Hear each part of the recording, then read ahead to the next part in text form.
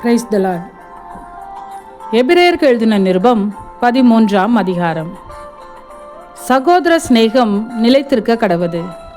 அந்நியரை உபசரிக்க மறவாதிருங்கள். அதனாலே சிலர் அறியாமல் தேவதூதரையும் உபசரித்ததுண்டு. கட்டப்பட்டிருக்கிறவர்களோடே நீங்களும் கட்டப்பட்டவர்கள் போல அவர்களை நினைத்து கொள்ளுங்கள். நீங்களும் சரீரத்தோடு இருக்கிறவர்கள் என்று அறிந்து தீங்கு அனுபவிக்கிறவர்களை நினைத்து கொள்ளுங்கள். விவாகம் யாவருக்குள்ளும் கனமுள்ளதாயும் விவாக மஞ்சம் அசூசிப்படாததாயும் இருப்பதாக.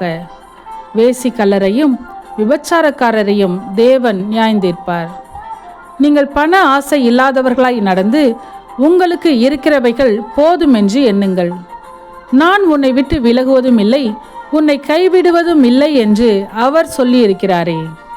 அதனாலே நாம் தைரியம் கொண்டு, கர்த்தர் எனக்கு சகாயர், நான் பயப்படேன், மனுஷன் எனக்கு என்ன செய்வான் என்று சொல்லலாமே.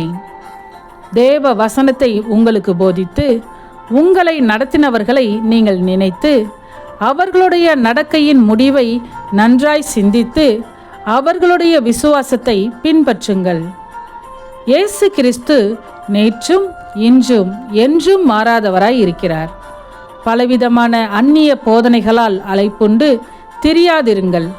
போஜன பதார்த்தங்களினால் அல்ல, கிருபையினாலே இருதயம் ஸ்திரப்படுகிறது நல்லது. போஜன பதார்த்தங்களில் முயற்சி செய்கிறவர்கள் பலனடையவில்லையே. நமக்கு ஒரு பலிபீடம் உண்டு. அதற்குரியவைகளை புசிக்கிறதற்கு கூடாரத்தில் ஆராதனை செய்கிறவர்களுக்கு அதிகாரம் இல்லை. ஏனென்றால் எந்த மிருகங்களுடைய இரத்தம் பாவங்களின் நிமித்தமாக பரிசுத்த ஸ்தலத்துக்குள் பிரதான ஆசாரியனாலே கொண்டு வரப்படுகிறதோ அந்த மிருகங்களின் உடல்கள் பாளையத்துக்கு புறம்பே சுட்டெரிக்கப்படும். அந்தபடியே இயேசுவும் தம்முடைய சொந்த இரத்தத்தினாலே ஜனத்தை பரிசுத்தம் செய்யும்படியாக நகர வாசலுக்கு புறம்பே பாடுபட்டார். ஆகையால் நாம் அவருடைய நிந்தையை சுமந்து பாளையத்துக்கு புறம்பே அவரிடத்திற்கு புறப்பட்டு போக கடவோம்.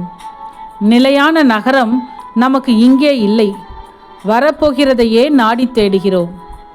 ஆகையால் அவருடைய நாமத்தை துதிக்கும் உதடுகளின் கனியாகிய ஸ்தோத்திர பலியை அவர் மூலமாய் எப்போதும் தேவனுக்கு செலுத்த கடவோம்.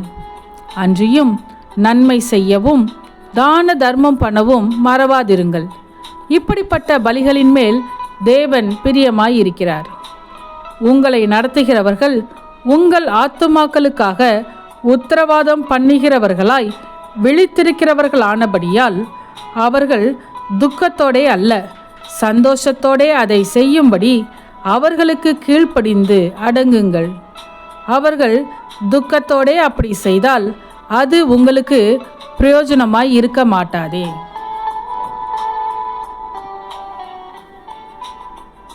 எங்களுக்காக வேண்டிக் கொள்ளுங்கள். நாங்கள் நல் மனசாட்சி உள்ளவர்களாய் எல்லாவற்றிலும் யோக்கியமாய் நடக்க விரும்புகிறோம் என்று நிச்சயித்திருக்கிறோம். நான் அதி சீக்கிரமாய் உங்களிடத்தில் வரும்படிக்கு நீங்கள் இப்படி வேண்டுகொள்ளும்படி அதிகமாய் கேட்டுக்கொள்கிறேன்.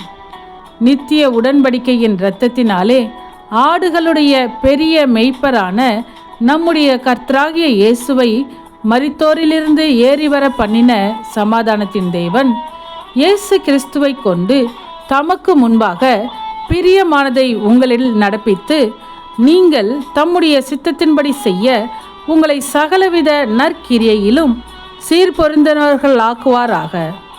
அவருக்கு என்றென்றைக்கு மகிமை உண்டாவதாக. ஆமென்.